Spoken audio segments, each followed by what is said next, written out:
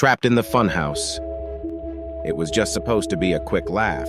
A group of friends, Sarah, Kevin, Mia, and James, decided to explore the old funhouse on the edge of town. It had been abandoned for years, shrouded in rumors of disappearances and ghostly sightings. But who believes in ghost stories anymore? They didn't. The moment they stepped inside, the air felt wrong, cold, heavy. The sound of carnival music played faintly in the background, but there was no one there. Just a maze of mirrors that stretched endlessly. At first it was fun, distorted reflections, funny faces. But then Sarah noticed something strange. Her reflection didn't move with her. It stood still, staring back with a grin she wasn't wearing.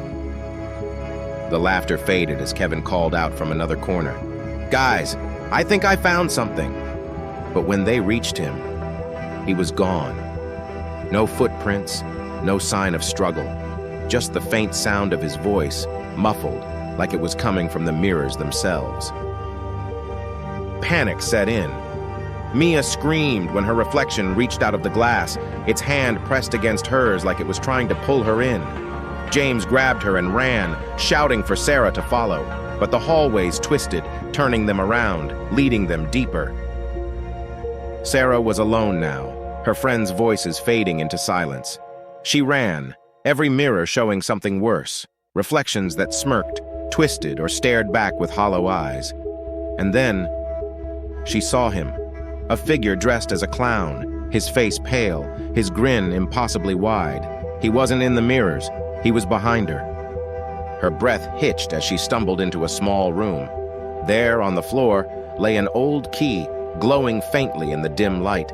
She reached for it, but the mirrors around her rippled.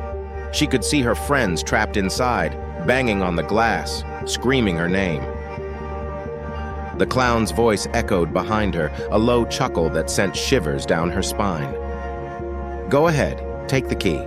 But once you leave, the funhouse always takes something in return." Sarah had no choice. She grabbed the key, turned, and sprinted toward the nearest door. But just as she unlocked it and stepped through, a cold hand grabbed her from the shadows. She screamed and the door slammed shut. No one knows what happened to Sarah and her friends. Some say you can still hear their laughter echoing from inside the funhouse late at night. But one thing's for sure, once you enter the funhouse, you never leave the same. Want more stories like this? Subscribe now if you dare.